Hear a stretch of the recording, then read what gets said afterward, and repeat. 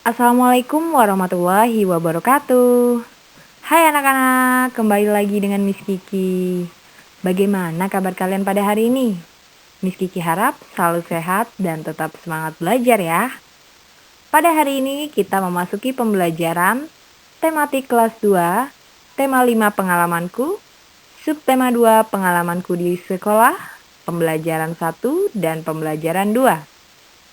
Sebelum kita memasuki pembelajaran pada hari ini, marilah kita membaca basmalah bersama-sama. Bismillahirrohmanirrohim. Liburan semester 1 telah berakhir. Benny dan teman-temannya kembali ke sekolah. Apa yang dilakukan Benny? Apa yang dilakukan teman-temannya? Ya, yang dilakukan mereka yaitu saling gotong royong membersihkan lingkungan sekolah. Pernahkah kamu melakukannya? Pasti pernah ya. Benny dan teman-temannya mendapat tugas. Tugas ini dilakukan saat liburan. Apa ya tugasnya? Tugasnya yaitu menghias vas bunga. Biji-bijian untuk menghias vas bunga tersebut. Sebutkan biji-bijian yang digunakan. Kalian bisa lihat ada biji apa saja? Ya, ada biji jagung. Lalu ada biji jeruk. Ada biji matahari dan kacang hijau dan banyak lagi kalian bisa lihat di situ ya. Tuliskan bahan untuk menghias vas bunga. Pertama-tama kita siapkan vas bunga terlebih dahulu ya. Kalian jika ada vas bunga yang tidak terpakai, disiapkan lalu kita bikin polanya menggunakan pensil. Jadi yang kedua itu bahannya pensil. Lalu setelah itu, jika perlu dihapus polanya, kita siapkan penghapus juga. Setelah itu, kita siapkan biji-bijiannya yang tadi sudah disebutkan di sebelumnya untuk menghias vas bunganya. Dan yang selanjutnya yaitu lem dan kuas lem untuk kita rekatkan biji-bijiannya ke bagian vas bunga luarnya.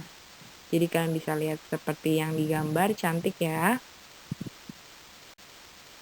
Kamu sudah mengetahui bahan untuk menghias vas bunga, seperti yang sudah dijelaskan sebelumnya. Sediakan bahan tersebut, juga sediakan lem dan sarung tangan. Pilihlah pola hiasan seperti gambar berikut. Jadi di sini ada 8 pola jika kalian ingin menghias vas bunga di rumah. Jika ada vas bunganya yang masih kosong, bisa kita hias menjadi lebih cantik dan indah dipandang. Pola-polanya kalian bisa lihat di sini, nomor 1 sampai nomor 8. Ciri-ciri hiasan vas bunga. Pertama, menggunakan biji-bijian. Kedua, hiasan vas bunga mengikuti pola pada vas. Ketiga, hiasan ditempel menggunakan lem. Keempat, jenis biji-bijian yang digunakan bervariasi. Dan yang terakhir, daya tarik vas bunga muncul dari perpaduan warna yang berdekatan. Benny bekerja secara kelompok. Kelompoknya Benny sedang membuat hiasan vas bunga. Benny dan kelompoknya berdiskusi. Diskusi untuk menyelesaikan tugasnya. Kelompok Benny saling tolong-menolong. Tolong-menolong ketika membuat hiasan vas bunga. Kelompok Benny selesai mengerjakan tugas. Kegiatan dilanjutkan mengukur panjang benda. Baik, jadi tugas kalian pada hari ini mengukur benda-benda yang ada di sini. Pertama, kalian bisa ukur meja yang ada di rumah kalian masing-masing, bebas meja apa saja, salah satu meja saja ya. Kedua, pulpen. Dan yang ketiga adalah ikat pinggang. Ikat pinggang sekolah kalian masing-masing saja ya kalian ukur. Lalu bagaimana kira-kira mengukurnya? Mari mengukur panjang benda berikut. Ya, ini adalah cara untuk mengukur panjang benda menggunakan penggaris. Kita letakkan dari titik 0 benda tersebut, ujung ke ujung kita lihat. Dimulai dari 0 ya. sampai titik keberapa kira-kira panjang ballpoint tersebut? Kalian bisa lihat semuanya 14 cm. Ya, paham ya? 0 sampai angka 14, maka panjang ballpoint tersebut 14 cm. Lalu, ada ikan di situ. Kira-kira ukurannya berapa ya ikan tersebut? Kita ukur dari angka 0 lagi. Kita lihat ke samping kanan. Panjangnya sampai berapa? Ya, 20. Maka panjang ikan 20 cm. Sampai sini paham ya? Jadi tugas kalian mengukur 3 benda yang sebelumnya sudah disebutkan.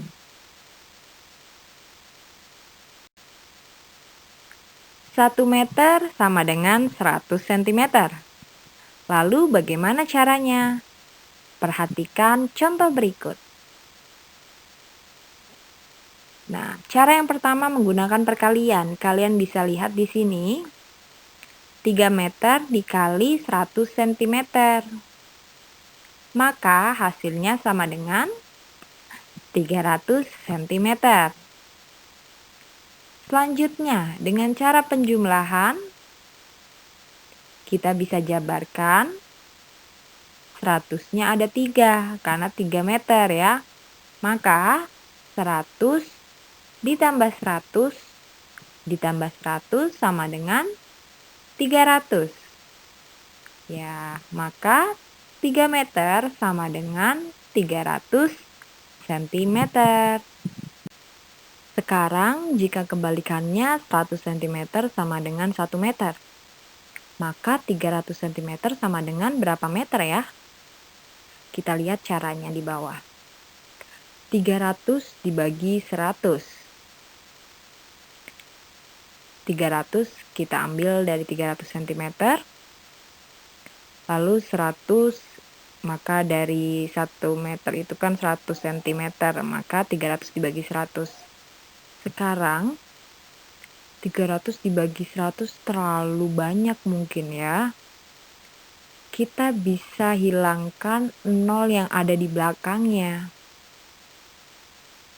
Paham? Ya. 0 di belakangnya bisa kita hilangkan dua-duanya karena sama-sama tempatnya di bagian satuan dan puluhannya. Maka sisanya tinggal pembagian 3 dibagi 1. Oke. 3 dibagi 1 sekarang. Sama dengan? Ya, 3. Maka 300 cm sama dengan 3 meter. Beni dan teman-temannya melakukan gotong royong. Gotong royong ini dilakukan di sekolah. Siti menyapu halaman. Dayu menyiram bunga. Edo mengelap kaca. Dan Beni membantu guru memajang kaligrafi. Perhatikan percakapan berikut. Anak-anak, ibu mempunyai kaligrafi. Bagaimana memanfaatkannya ya kira-kira? Kaligrafi dipajang saja, Bu. Ibu minta tolong ya. Tolong kaligrafi ini dipajang di kelas. Baiklah, Beni yang akan melakukan pekerjaan ini, Bu. Siapa yang mau menggunakan alat ini? Saya, Bu. Ini ibu mengambilkan sapu, ember, dan kemoceng. Ya, kamu dapat menggunakan untuk kerja gotong royong. Setelah kalian memperhatikan percakapan sebelumnya, jawablah pertanyaan berikut pada halaman 76 dan 77. Nomor 1, apa yang akan dilakukan Beni? Membantu ibu guru memajang kaligrafi. Kedua, siapa yang ingin menolong bu guru? Ya, Beni. Nomor 3, sebutkan alat yang digunakan untuk kerja gotong royong. Sapu, ember, dan kemoceng. Nomor 4, tuliskan contoh ungkapan minta tolong dalam percakapan tersebut. Ibu minta tolong ya, tolong kaligrafi ini dipajang di kelas. Nomor 5, jelaskan makna ungkapan minta tolong dari teks di atas. Ibu minta tolong ya, tolong kaligrafi ini dipajang di kelas. Itu adalah ungkapan minta tolongnya. Yang diminta adalah makna. Maka, makna dari kalimat minta tolong di atas adalah Bu Guru meminta tolong kepada Beni untuk memajang kaligrafi di kelas. Ungkapan permintaan tolong. 1. Ungkapan permintaan tolong diucapkan saat membutuhkan bantuan orang lain. 2. Dalam mengucapkan permintaan tolong harus diucapkan dengan sopan dan lembut. Ketiga, kalimat minta tolong diakhiri tanda seru. Keempat, contoh ungkapan permintaan tolong yaitu Dani, tolong bantu ibu mengupas bawang untuk memasak, kata ibu. Contoh yang kedua, Tika, tolong bapak dibelikan kapur di warung Bu Asih, kata bapak. Contoh yang ketiga, Tio, tolong ajarkan aku bagaimana cara membuat vas bunga dari tanah liat, kata Ari. Ya, di sini adalah contoh-contoh ungkapan permintaan tolong. Jangan lupa diakhiri dengan tanda seru. Coba perhatikan kalimat minta tolong di bawah ini dan perhatikan maknanya.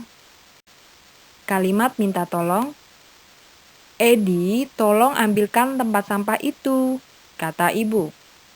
Maka makna kalimat minta tolong tersebut yaitu ibu meminta tolong kepada Edi untuk mengambilkan tempat sampah. Contoh kalimat minta tolong selanjutnya. Rani, Adi, tolong matikan lampu itu. Makna kalimat minta tolong tersebut adalah Rani meminta tolong kepada Adi untuk mematikan lampu. Pernahkah kamu melihat kaligrafi? Ya, pasti pernah. Kaligrafi dapat mengingatkanmu kepada Tuhan. Mengingat Tuhan dapat juga dilakukan dengan berdoa. Berdoa merupakan perilaku yang sesuai sila pertama Pancasila. Sila pertama yang berbunyi, Ketuhanan yang Maha Esa, simbolnya adalah bintang. Berikan tanda checklist yang menunjukkan sila pertama Pancasila pada buku kalian masing-masing di halaman 80 dan 81. Gambar pertama, ada anak sedang membaca doa sebelum belajar. Apakah termasuk? Ya, checklist. 2. Saling bergotong royong. Tidak. 3. Memberikan kesempatan kepada temannya untuk beribadah. Yes. 4. Mendengarkan khutbah atau ceramah. Ya, sila pertama juga. 5. Beribadah. Ya, di situ orang Hindu sedang beribadah ya. Termasuk sila pertama juga kah? Ya, sila pertama. Checklist. 6. Lomba baca kitab suci. Ya, sila pertama. 7. Di situ dia bermain dengan teman yang berbeda agama. Ya, sila pertama. 8. Berbakti kepada orang tua? Bukan. Oke, kalian sudah paham di sini ya, mana saja yang menunjukkan sila pertama Pancasila. Demikian pembelajaran pada hari ini, marilah kita membaca hamdalah bersama-sama. Alhamdulillahirrabbilalamin. Semoga video ini dapat bermanfaat untuk kalian semua yang sedang belajar di rumah. Jaga kesehatan, tetap semangat belajar, dan jangan lupa sholat 5 waktunya. Miss Kiki mohon maaf jika ada kesalahan dalam membuat media pembelajaran pada hari ini. Wassalamualaikum warahmatullahi wabarakatuh. Sampai jumpa di pembelajaran selanjutnya ya. Goodbye.